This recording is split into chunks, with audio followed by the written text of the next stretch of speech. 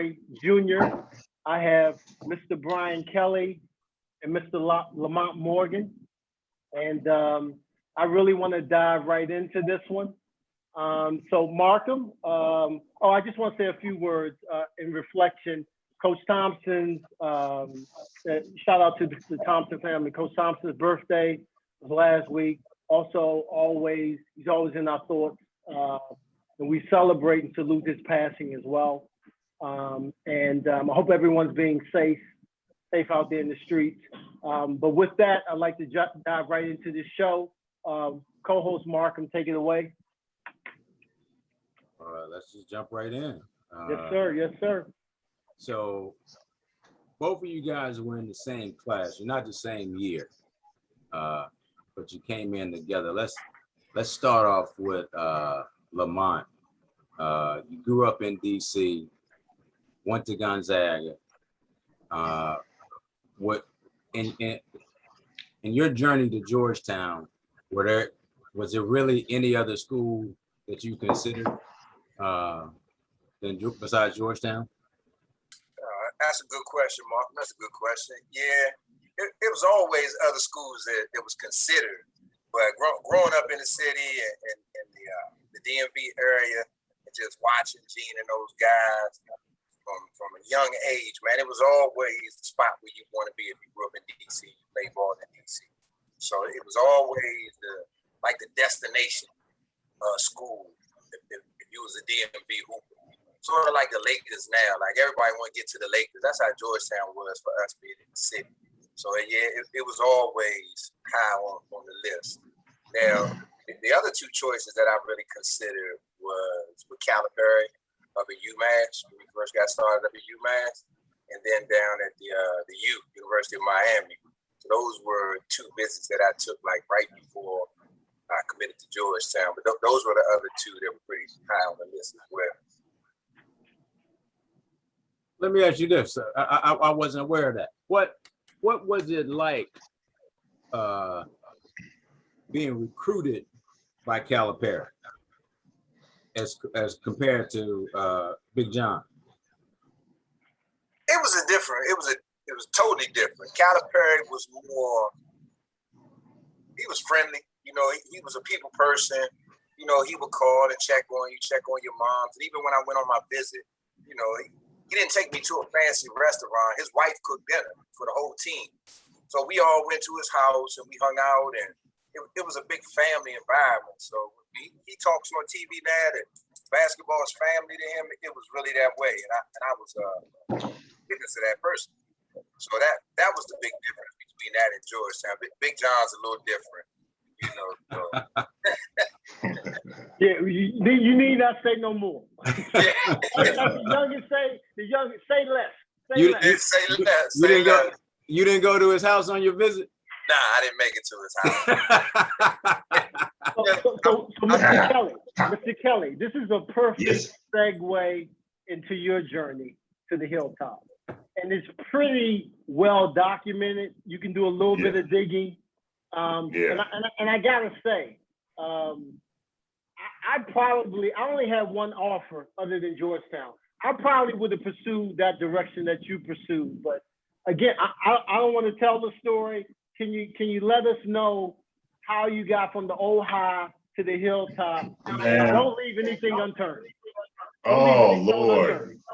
No, it's crazy because, you know, I mean, and I'll try to break it down and be short with it. I got cut every year in high school. I love basketball. And I still go out every year and play. I'd still go to basketball camps. But, and at a young age, the way I was brought up, my dad's like, just go down on the playground, man. So I take my gallon jug of water, get on my 12 speed, roll down. And that kind of developed me into the player I ultimately been. Markham touched on this enforcer role that I allegedly played. So playing on the streets, you know, my dad'd be like, you know, don't quit, don't stop. And then I'd go out again and be cut, man, it'd crush me. And I just searched the city for anybody that had a key to a church gym or something like that. And I just go play, and I coached, kept going, gave up football. I was playing my senior year just to focus on basketball, went out, was still one of the last guys cut. And I was like, damn, my dream's over. And at the time, I tell all the guys that I was playing with, I'd be like, yeah, watch me. I'm going to go to Notre Dame. You know, Brian, Sean Kelly, fighting hours. That's what I'm going to do. And they'd be like, you're weak. You can't even play with us. And I'd be like, no, I'm going to play.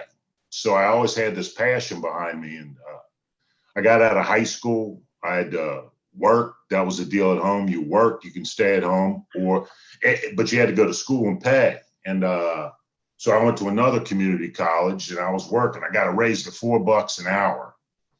Went over to University of Cincinnati Branch College. Kept playing.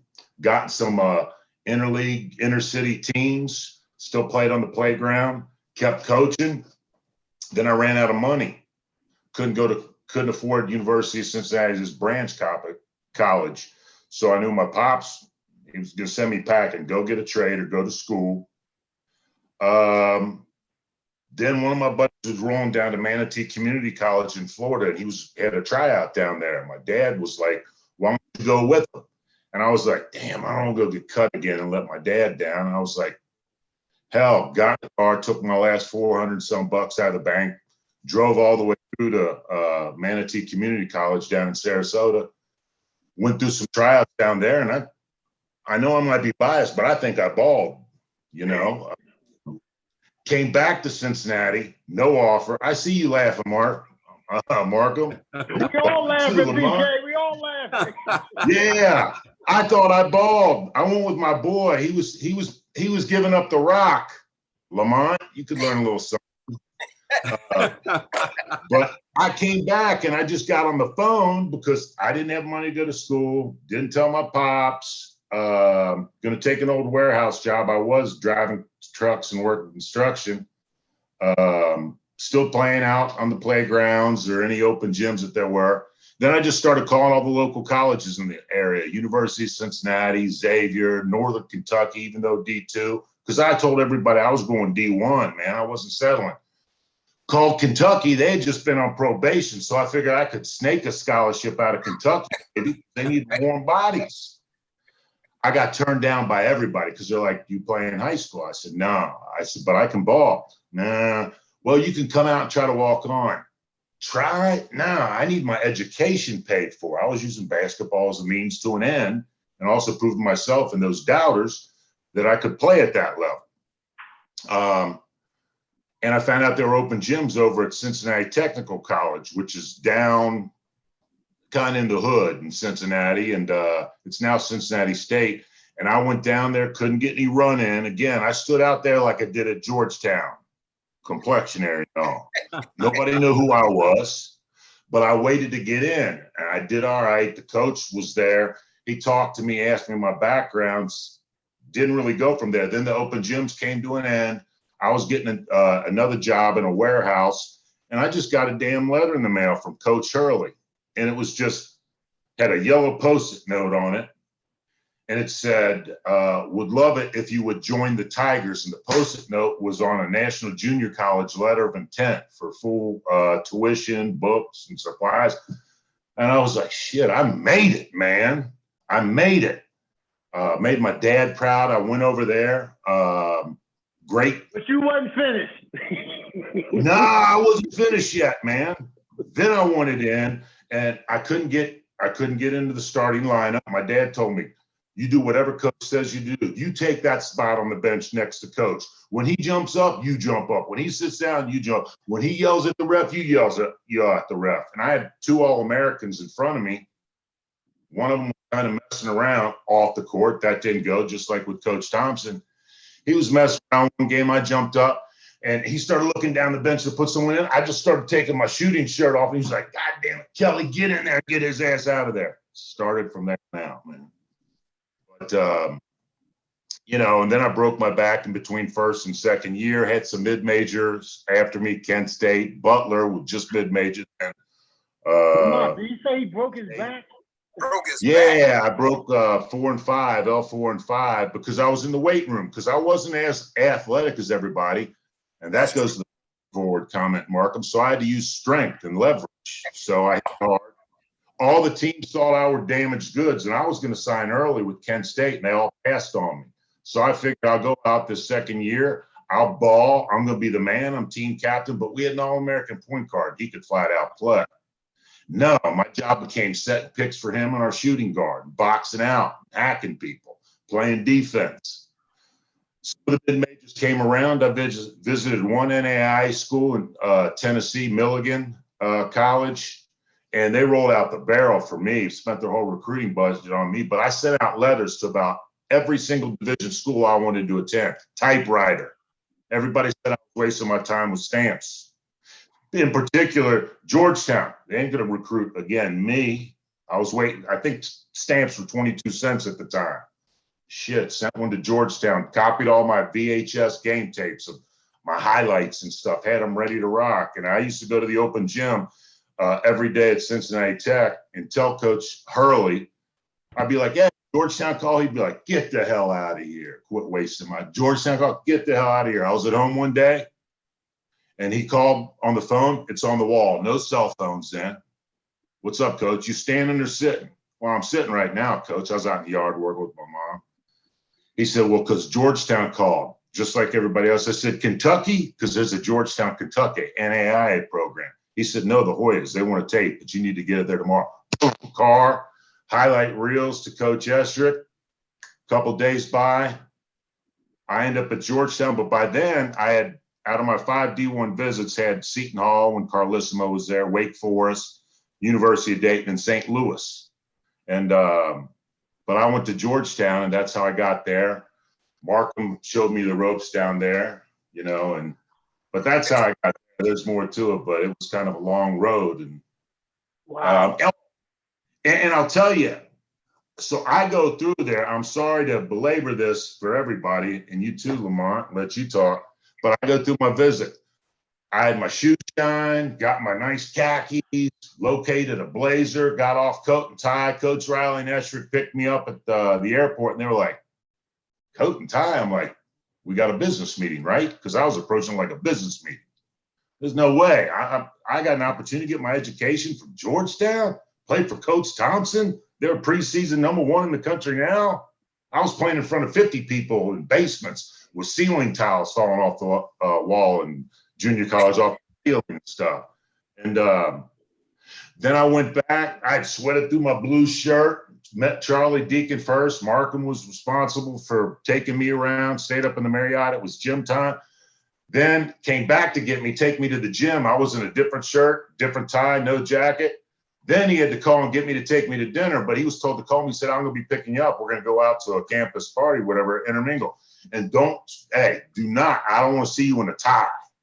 And I think Coach told him that. So went out. And anyway, the 3 days go, Coach canceled his dinner out at Houston's with me and Coach Spriggs on Friday night. Then on Saturday morning, you know, they called to take me to the airport. I figured, well, if Coach didn't have time, I had met him at the McDonough. If he didn't meet me, couldn't go to dinner with me, didn't meet me for breakfast. Oh, well, it was fun while it lasted. Doors open. Coach Thompson was in the lobby of the Marriott. I was like, well, either he's a man, he's coming to formally give me the boot, or this is good. And he told Coach Riley to take my bags to his car. We went down in the Marriott to eat breakfast, and I'm sitting at the table, and I'm like eating scrambled eggs, chewing like 98 times. And he asked me, you know, what I expected. Why would I, you know, why would he want me at Georgetown? I said, Coach, I can guarantee if I come down, I'm going to give you 100% on the court, in the classroom, off the court. I don't care whether I play a minute. I'll make the team better because I'm bringing 100% on the floor. You know, you're not going to have to worry about me in the classroom, you know, not presenting you, the program, the school right off the court. I just want an opportunity, Coach. And he said, son, I wouldn't get my big ass out of bed this early in the morning if you didn't have an opportunity. He said, if you want to be a Hoya, you're a Hoya. And I about fell out of my damn chair. I'm and he stuck his hand out. I shook it. And he said, I know you have other visits, because he had already talked to Carlissimo and stuff, being in the big. And I said, nah, I want to sign. My plane could go down on the way home. Now, there's no phones. Mike Riley got off. There was a phone on the wall, called down. They got the papers ready. I went down, canceled all the visits. Done. And 11:22 a.m. Saturday morning, April 28, 1990. Not that I remember that moment. Hey, Lamont. They said this dude was a talker. They did not lie. Yeah, that's what they do. That's what BK do. Hey, I charge hourly rates in my profession, you know? Clearly you do. Well, this I just want to add before I turn it over to Markham.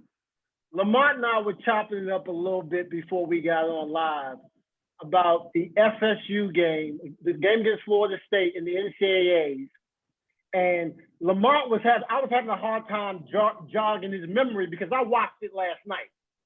And there are two things I want to add or say. Lamont should have played in that second half from a defensive standpoint. And BK, I need to teach you how to take a charge. That's it. Oh. Because that was my shit. Taking the charge was my shit, BK. Gene, come on now. I know if they kept those stats, they started when Duke players started flopping. I guarantee you, I hold a single season record for charges. I took 5 in some games. Dog, come on. Yeah, Marcus, for real, man. Step in here, Marcus. Hey. Oh, hey, man, I took so many dives. It was ridiculous. Okay, for 6'6". What you just said, I just gotta say, what you just said about you taking charges and having a record with Gene Smith on the same Nah, team, man. that is more blasphemous than saying I'm the best post player in the history of Georgetown. Don't make me go. Don't go. No, hey, don't make me go to video now. Dog, we got time. We can do this after hours. And we want to do it by stature of game. We ain't talking about Mount St. Mary. Oh, hey, we had the number one toughest ranked schedule in the country in 1991. Okay. What? Yeah. You can look that up. Strength of schedule. Hawaii Hilo. We started out by St. Leo. Duke. We never I remember Zoe being upset about Zoe wanted to play these. I mean, Big John's philosophy was because people would talk about the cupcakes we played in the pre-Big East. His philosophy was, why do I need to play, these tough games when I'm going through the Big East? So I don't know how you would say that, but well, I do want to add this. If you guys would have beat Florida State, y'all was playing LSU. And that would have been worth it. I would have loved to see Sable going up against Shaq. Yeah, me too. I know. No. And it hurt though. It hurt Gene because when we lost to him, we had to run out the tunnel. We was coming straight through the tunnel. Shaq was standing right there. LSU was right there. So we could have had them. We could have got them. And I think that's the matchup that everybody wanted to see. Alonzo against Shaq. Mm-hmm. For sure. Something good. That would have been something good. Shaq couldn't have handled Alonzo down on the post. No. Lamont, let me ask you this. What was the most challenging thing for you on and off the court at Georgetown? So I would have to say for me, the most challenging thing off the court was being from DC. You had to still be around your family. You still had to be a student athlete. You still had to be a representative of the community. And it was just, if I could do it all over again and I could have that same experience, but if it was on the West Coast or down south, just to get me out the city would have been really good. I think that's the part that I miss, being away from home. Although I didn't go back home a lot, but it was so close that my family could reach me at any point. You know how it was on game day. Everybody wanted a ticket. Right. So it was better when we went on the road for me personally. And I would say on the court, I would say that it was just an everyday thing. I mean, we battled every single day. Not even, on the court, off the court. Mark, we would be sitting up in the dorm room talking trash. And the next thing you know, we out in front of McDonough at 1 or 2 in the morning playing 1-on-1, 2-on-2. So, y'all do that? Yeah. I mean, he probably didn't know, but he knew. But He knew Lamont, he knew everything. He knew everything. Lamont, That DC comment is interesting because I'm from Memphis, and the Memphis program was kind of built the same way, inside out. And I also taught high school, and I would have had the same mentality. Even when I ended up matriculating to Georgetown, my number one thing in selecting colleges, I was just talking with this 2 days ago to a friend, was that it'd be far enough away from home that my folks couldn't pop up on the weekend. And we drove, and I'd never been to Georgetown. And we drove from Memphis, and we got to Knoxville. That's like 8 hours away. We got up that morning and we got on the road. And I remember my dad saying, "I ain't never doing this again." And I was like, bingo, right choice. You know, I didn't know anything. I wanted to be away from home. So I think that's, personally, I mean, I know your son Matt went to Cornell. I mean, I think you grow, getting away from your folks where they can kind of keep an eye on you and help you out. You grow more. But there are a couple of things I want to touch on, Lamont, because you spoke to why you came to Georgetown. But with Gonzaga has the most players in the DMV that have ever attended Georgetown. Did you feel a certain kind of pressure from that standpoint? Did that weigh on your decision at all? Not at all. Not at all. I think that Gonzaga produced some pretty good basketball players, and it was so competitive on a daily at my high school. We had 5 guys that were D1, basically, and we played a really tough schedule, a national schedule as well. Charlie Moe went to kindergarten with me. We were friends all the way through high school. Rest in peace, Charlie Moe. Yeah, rest in peace, Charlie Moe. And then, we would battle each other all through high school, summer league, on the playground. So I was just used to being at a highly competitive level. So when I went to Georgetown, it was just like, it was the same. I mean, it was better competition, because you guys would come back and play with us. You got All-Americans, Hall of Famers on your team. It was every day somebody was getting dunked on or falling, getting dropped or whatever. It was a highly competitive situation, man. So that's why I really loved it. I just like to play basketball, man. Being in that gym with all those players, it was just like every day we battled. Okay. So, BK, Mr. Kelly, Yes, I'm sir. not going to ask you the most challenging thing because you overcame it. It would be a wasted question. So what you mentioned about the complexion, was that at any point in time an issue for you? How did you deal with it? How did you embrace it? Because obviously coming from Cincy, you had some hood mentality.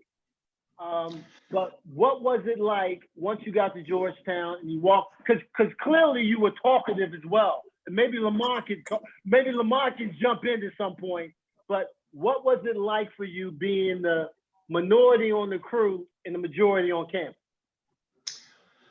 That was probably the greatest educational experience, part of my entire educational background that I had, being able to, from a sociological perspective, to actually be the minority on the team.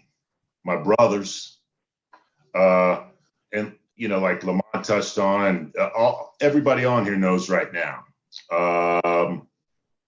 We lived together, we ate together. We played together. When we had free time, we were together. We were together 24/7, 365. There weren't days off. And I got to hear things that were said that were inappropriate. I got to hear the bigotry. I also got to hear it at me, but it didn't affect me. I knew, when I enter an arena, I knew everybody was trying to figure out, who's this white boy? I knew it. Like, who is he? He can either ball, or he's just crazy. I knew it. Like, who is he? What's that? I think that's Echo. You know, he can either figure out ball, or he's just. Oh, your joint's delayed, so just keep chopping. Oh, you talking to me, Gene? Yeah, you're good. You're good. You're good. Good. Yeah. So that experience to go to learn from somebody, like I consider Coach Thompson a life coach much more than anything. It wasn't just basketball. It was one of the greatest compliments I received from one of my younger brothers was that I went to Georgetown a boy and I came home a man.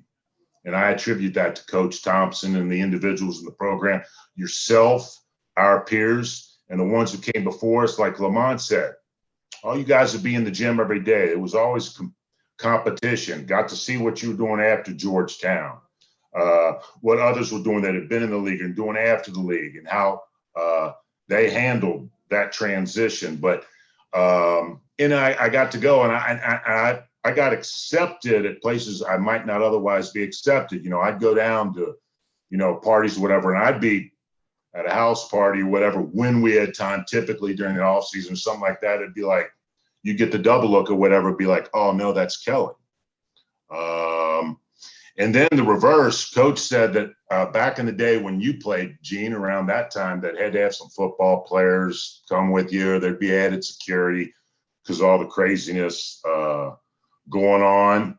And he said those days were behind us. And then I recruited a white guy, and now we need more security and shit. You know, I'd be at the foul line, and this just, I loved it. You know, they chant white boy, they chant token, called a sellout, white trash, and things like that. But that fueled my fire. That didn't hurt me. It's not like I could shoot free throws. It wasn't like I could shoot free throws any worse than I did, right? Hey, I tell you one thing, BK, you got accepted on a bunch of them parties because of me. You was with me, bro. Yeah, my partner in Yeah, crime. we'll go down that party lane on But another, no, I couldn't day. I couldn't have received the education, the life education was unlike any other that I could get. It wasn't just about the books. As Lamont and Mark and yourself, Markham could testify, Coach Thompson sometimes go down. You might ball for 5 hours and him be crushing us. Or he might have read something in the paper or saw something on the road, sit us in the stands, get on his soapbox and talk with us, say, whoever needs to see the trainer, get up there. We're doing film. And it'd be a life lesson. If I could have those all in one book, you know, priceless. So let me ask you this. If you had to pick, Brian, if you had to pick one game that stands out for you, what would that game be and why?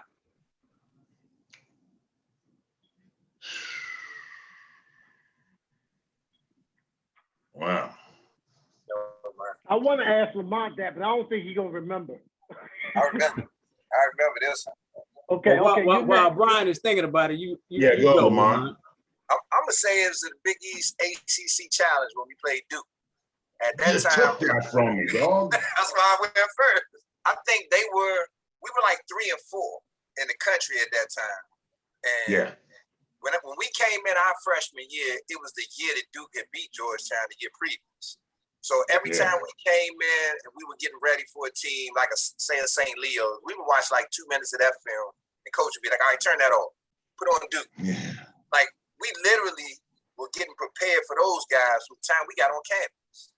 So the hype was there. You had all the pros on the floor. It was a jam-packed arena because I think St. John's played Georgia Tech right before us with Kenny Anderson and all that.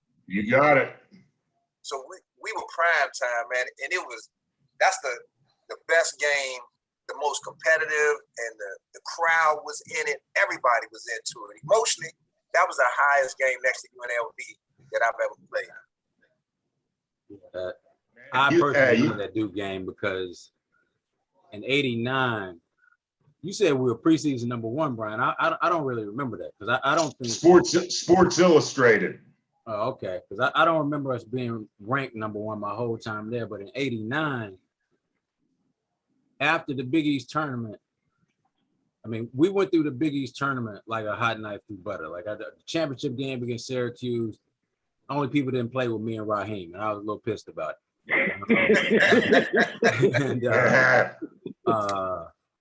And we were just on such a high. I feel like if we had played anybody but Princeton with that style of play, we would have walked through to the national championship. There's well documented what happened to that game, but that really changed us. And when we lost to Duke, I was angry on a level. Just as a human being, I was like, I'll never talk to anybody from Duke, and I actually got mad at Raheem because I don't even know how it happened, but he befriended Brian Davis. And I was just, you know how I feel about that. I was sick to my stomach for the longest time. So when we played Duke, even though it wasn't to go to the Final Four, I just literally wanted to just beat the brakes off of them. We won that game. That it didn't make up for it, but made me feel a little better. You got your game, B? Yeah. Well, I have to say that was it because leading up to that, we were undefeated at the time, and we were 4 and 5 in the country. We were like Sports Illustrated, maybe #5. Duke was 4 at the time, right around there. And we were ranked first in the Big East. Duke was #1. We're at Landover. Kenny Anderson was playing for Georgia Tech at the time, Malik Sealy on St. John's. And I remember getting ready. Now, we went to Hawaii Hilo and Loa. And we were tearing people up 4-0 or whatever. And I remember being in the arena, and I'm like, I still can't believe every day I got up, I couldn't believe I was a Hoya. I'm like, somebody's going to come out and be like, we made a big mistake. I don't know. And I remember lining up in the tunnel. I've already finished throwing up in a stall and everything. And I'm, getting ready to go out. Buzzer sounds. Overtime. It's like, damn, go sit back. My mom could testify to that. And it's like, okay, go sit back down, throw up again, nerves. Line again, shortest to tallest. Buzzer sounds. Double overtime. And we were already scheduled to go off at 9 o'clock, national television. And then finally line up again. And I remember getting ready to go out at first home game at Landover, and the announcer coming on. Like I said, I'm playing in front of 100, 150 people. It's packed house. Stands rise up, and they're like, ladies and gentlemen, your 1990-91 Georgetown Hoyas. And I remember running out of that huddle. Shit, I'm getting goosebumps right now. And right there, looking over, I'm like, damn, there's Bobby Hurley. Hey, there's Christian Lake at Grant Hill. And in the layup line, I'm like, don't dribble off your foot, man. Don't dribble off your foot. Layup line. And then we took it to them. Zoe dominated them. Then, with a little help from the Zebras, they let them back in the game until Antoine Steinmeier dropped a long 3 from the corner and put the dagger in them. Leitner tried to come down on a 3-on-2 fast break. Fortunately, Alonzo was in front of me because I was behind him. He tried to a dunk on Zoe, and Zoe went straight up and just pinned him. I'm talking, just cuffed that. That was ball game, but he broke his foot on the way down. Yeah. But I remember right before the game being in the room with Joey Brown, and our window was open. Somebody came by and said, damn, we played Duke, man. We're going to get whooped this year. Sorry. And Joey was like wanting to run out and everything, and then we went and put it on Duke. So that was it. I get fired up about that. It's a Duke game by a landslide. Yeah. Yeah. I mean, but all the games, like Coach said, we sold out pretty much every on the road. And he used to use Muhammad Ali as an example. When Muhammad Ali would say, oh, man, everybody's coming to watch me box, 100%, but there's a lot of people. He said, yeah, they're coming to watch me. And a lot of them see me lose because we sold out everywhere. Because Coach, and we were a victory. Like Georgetown always said, I don't care what rank. Georgetown doesn't upset teams. We don't storm the floor because we're supposed to win wherever we go. Love it. I'd like to segue and transition into post Georgetown. You both have been extremely successful. Lamont, you did your MBA at Johns Hopkins, if I'm not mistaken. And then Brian, law from Pepperdine. You've been practicing law for 20 years. And we'd like to know, is that something that the Hilltop instilled in you in terms of that post education? Or is that something, you came with? Did the Hilltop help you develop that? Because one thing I love about the Hoya family, I had this conversation once, and someone asked me about my professional career, and I said it in this context. I said my professional career was a disappointment. And they were like, "Well, wow, you had a 20-year run at a Fortune 500 company." Well, I said, when you graduate from Georgetown and you played ball for Coach Thompson, your bar is pretty high, and we're looking to run the place, not just work at the place. So I'd like to hear your postgraduate successes, what you're doing now. So I'll go first, BJ, leave you the floor. You need some extra time. Oh, yes, he does. No, but Truer words have never been said. I would say that it was 50-50 for me. I come from a high educated family. PhDs run through my whole family. So my mom has degrees all over the wall, PhD, master's, undergrad, certificates. My brother has multiple degrees. So I had that pressure on me from day one to continue on with my schooling. So, hey, the little one. But I think, just like you said, Gene, coming from Georgetown, seeing some of you guys transition from student athlete to professional kind of encouraged me, especially me, to because I knew I wasn't making it to the league. So my transition had to be just like you guys transition, like go from every day in the gym running sprints and getting cussed out to actually putting on a shirt and tie and going to work, being on time, staying late, doing extra to try to get ahead. So you guys put a lot of pressure on us, like seeing guys like Markham and Raheem coming back in suit, coat, and tie. I was like, oh yeah, that's a lot of pressure. That's a lot of pressure. We got guys that's been in the program that's running companies now. So that's in our DNA to kind of not just work for a company, but try to be a manager or a director or a VP. So I think it was 50-50 for me personally. Brian? Yeah, I don't know about, I could certainly say 50-50, my dad just, I think it's just the work ethic that coach instilled in us, and just same thing with Lamont said, watching guys leave Georgetown, pursue their dream, pursue their passions. And speaking with Markham, I'm just going to give him another shout because I have the utmost respect for Markham, really chasing his dream out there in LA. I told him, he totally showed me wrong, because I'm like, what are you doing? But he's pursuing his passion. But like, I think you said, Gene, or maybe you did, Lamont, it's like not just working somewhere. I'm going to run somewhere and go to the top, but the work ethic. Now, there's a couple lawyers like my dad's brothers, but that's not really what motivated me. It's just the competitive aspect, because I'm a litigator, a trial lawyer.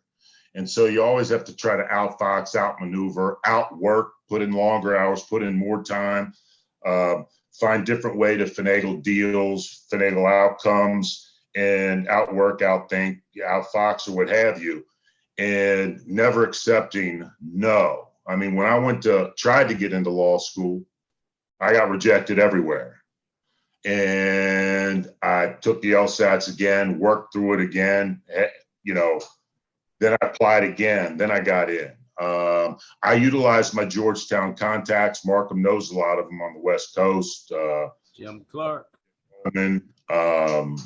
Because Georgetown, if you bleed blue and gray, you look out for blue and gray.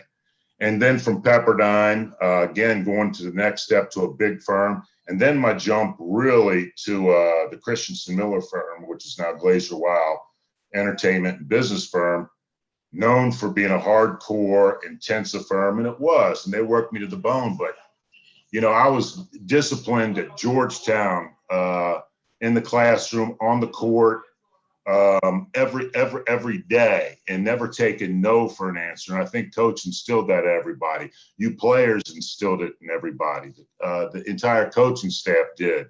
And I always knew that what I did was a reflection upon the program, the school, and everybody else that was proud to be a Hoya.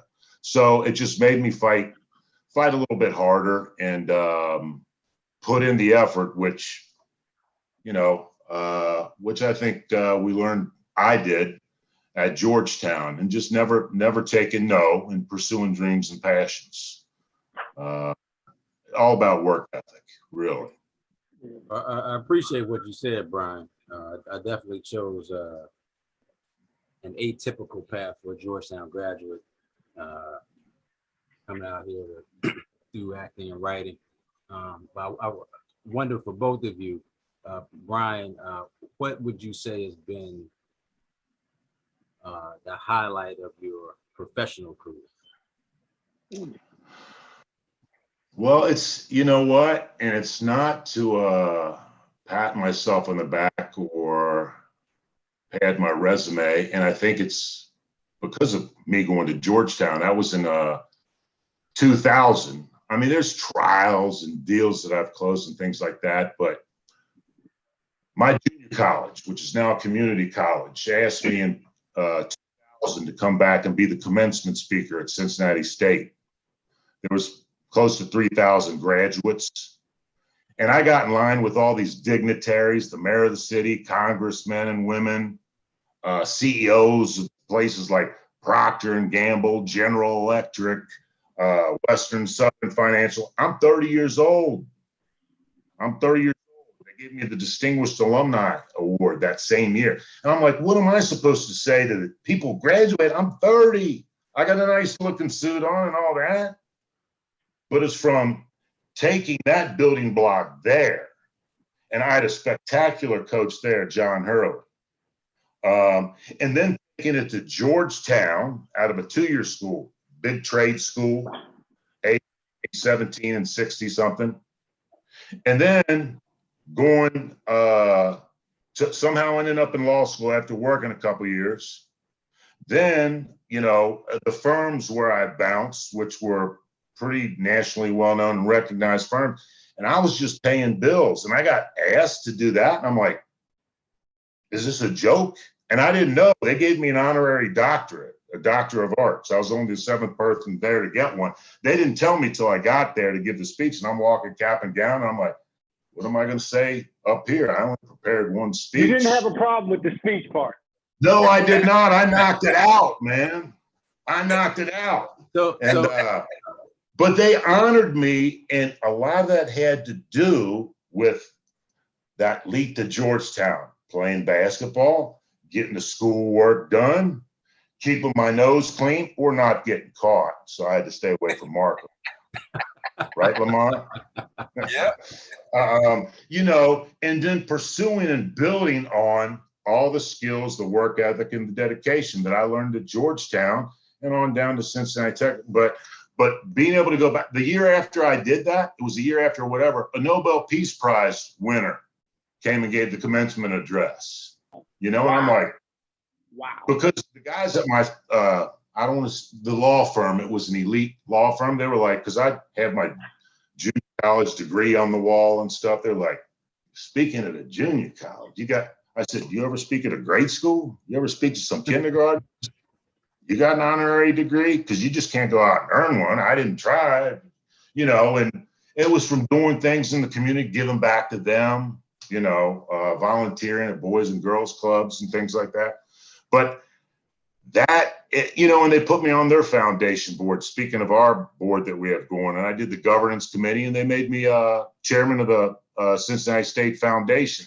Again, and here I am in my early 40s at the time, with all these retirees that were senior vice presidents and on boards around the greater Cincinnati area. I thought it was some fake thing, but you know, I was just amazed, still living a dream, you know, building off of Georgetown and, you know, what I learned there on and off. So Lamont, but before you answer that question, Before Lamont answers, I'm sorry, Mark, because I wanna intro Lamont before he talks.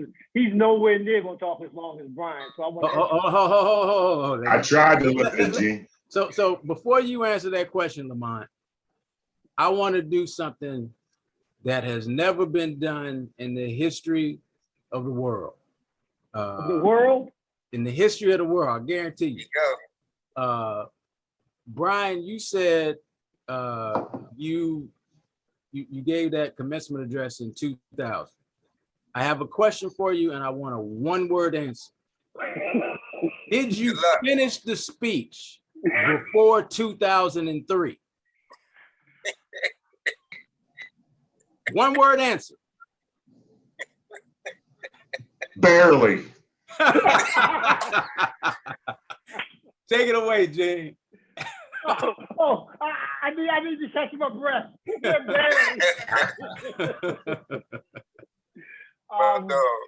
the reason why I kind of want to intro Lamont is because Lamont is in the same industry that I hung my hat in, and you know he's going on 16, 17 years. He's had multiple positions. It's an industry that student athletes should be running amok in. Like, we should be owning this industry. And this is the footwear and apparel industry. I often challenge Nike and Jordan to do a better job recruiting from our student athlete pool. Lamont has made his wares, he's made his way at New Balance. And I'm a big fan of that brand. And Lamont has been a shining star in the industry. And anyone that knows Lamont, doesn't over embellish. Nothing against you, Brian. He kind of talks softly, but carries a big stick, so to speak. And I just want to, I want to give you your flowers, man. I'm extremely proud of you for the work that you put in an industry that I think we're underrepresented in. So just speak to your postgraduate work, and again, not leaving out the mortgage bids you had as well. We do our homework at Hoya locker room. But yeah, I and the Hoya family, we're extremely proud of you, fam. I appreciate it, Gene. I've had a weird career path coming out of Georgetown. My first job out was in a management training program in transportation at Amtrak. And the good thing about that was I got to see how alumni and how being in the family works, because my first interview at Amtrak, the guy who hired me was the VP over finance, and I'm sitting there shirt and tie like Brian, Georgetown bred, shirt and tie. Before I even started the conversation, he grabbed my resume and saw that I went to Gonzaga into Georgetown, and that was his pay. So he told me, hey man, I had my little binder to take notes and everything. He said, man, put that away. We going to lunch. You good. Just like that. Because he had played football and was in the Hall of Fame at Gonzaga, and then he also attended Georgetown and played up there as well. So that camaraderie and that brotherhood that we had, it's there. It's not as pronounced as other schools, as the Dukes of the world and the Carolinas, but it's there. So I got to get that firsthand. And I had a good run there, 2-3 years at Amtrak. Went over to Reebok first.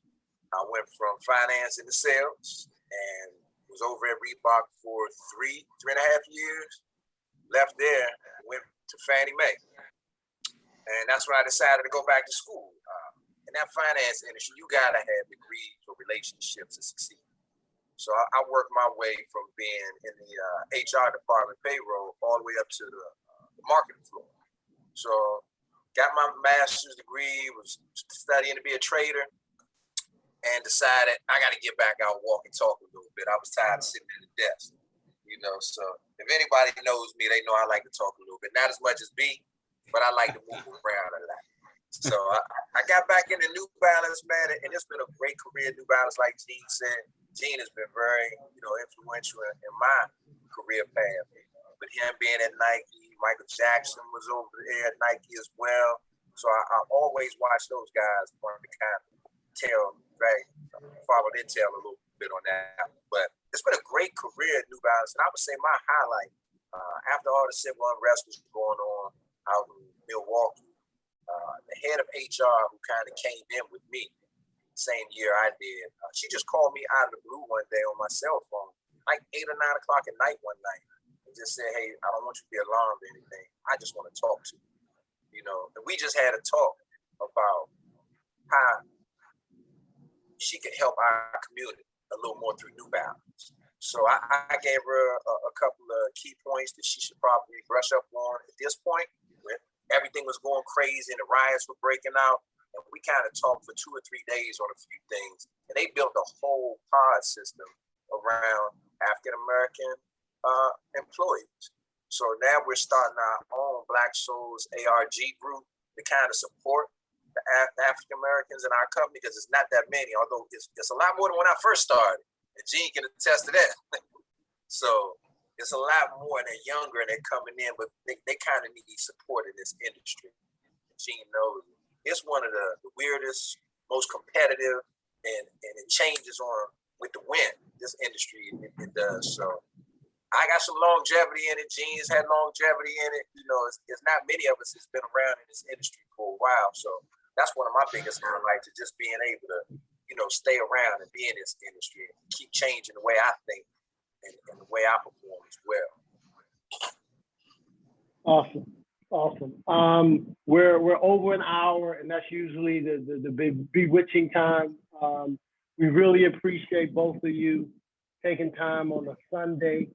And I apologize for some of the communications. I'm not the best IT guy. I'm not the best guy getting out the information, but Markham has been tremendous in helping me in that. I just want to end by Hold on, again. before we end, I got one more question. No, you're going to take us home. So you're going to take us home. So you can dive in. I'm going on mute after this. I just again want to give a shout out to Thompson family. Coach Thompson's birthday was last week, and also celebrating his passing away. And I want everyone to stay safe. We're pulling out this thing. The best to you and yours. You guys are Hoya family. We love you for doing this. Let's keep this energy up. And I'm going to segue into Markham's going to take us home. Also, Lamont, Father Kemp wanted me to tell you what's up. It's my guy. So I want to say to the guy that works for New Balance, I wear a size 12 and I'm a large. I'll give you my address offline. Hey, Lamont, you knew that was coming, Lamont. I knew it was coming. I knew it.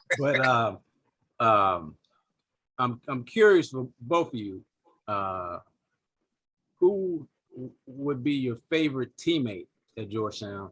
I'll let you go first, Brian, because you can pick from anybody. Lamont, you are excluded from picking Robert Churchwell. You're Gonzaga, but just letting you know, you gotta be somebody else. All right. I'd have to, I mean, everybody was great, but I'd kind of throw actually Lamont. I mean, my class that came in, because Lamont, he played a lot more during my junior year, his freshman year, both of us coming off the bench as defensive stoppers. But Lamont's attitude, I don't care if he thought coach was going to have you go pack his stuff. Lamont's laugh is contagious for the whole team. I don't care what was going on. You'd have 8 guys complaining, and Lamont would always come in with some one-liner and just lighten the atmosphere, whether it was Miss Finland riding on us, whether it was coach. As soon as somebody leaves, Lamont always had something to say, man, and lighten it down. Good, bad, otherwise. but he always had a positive attitude. You never heard him complain about anything. And he was just positive and uplifting to everybody across the team, whether he played a lot or he wasn't playing a lot, what have you. But he always had a positive attitude. Appreciate that, B. So church is not in this equation, and B took my answer because we all came in together. So myself, Church, Joey, Charlie Moe, Vladimir, Pascal, we were kind of bonded together as that seven. I mean, we lost a few along the way, but our guys kind of hung together, and we took Chip in too. Chip was a wayward kid, you know. You know, so he came in a little later as a walk-on and joined the team, and he was a part of us as well. But it was my whole class that we came in with. It was weird because we all hung out together, and Brian was older than everybody, but it was our class, so we still hung out together the whole summer. Matter of fact, you tutored calculus. Lamont, that's a very loyally answered. Charlie Moe, I got to say, Charlie Moe was another guy who would lighten the mood. Oh yeah. We miss having. I hate, I should say, that we miss getting him on here, because man, that guy. I don't know if you remember. I told you I want to do a class show with you guys, but when we played UNLV, me and Zoe got into it, and Charlie Moe happened to be walking down the hallway when some fierce words were being exchanged between me and Zoe, and Charlie ran down the hallway shouting out, "Man, mark him down there like John Wayne. Y'all better go get him." Crazy dude. Well, I got one. BK, the best time I've had at Georgetown was alumni weekend with me. Oh goodness. Yeah. Whatever happened to that golf cart? We did have a great class. Coach put together T-shirts for us all, and it was Zoe and his no buddies. B-U-D-S. Because it said you got to learn that T-shirt back. Are you kidding me? He said, yeah, and he put some sayings on there. It said Zoe, Z-O, and his no buddies. Because they said, oh, it's Alonzo and a bunch of no, but we won the damn Big East. And Lamont, who's he calling nobodies? He had shirts up and gave them to us, and he had a saying on there like, your common sense ain't so common. Yeah. You're not on scholarship for the rest of your life. I use common sense ain't so common to people all the time, but he wanted us to wear that for our shooting jerseys during the Big East tournament when we were rolling through people.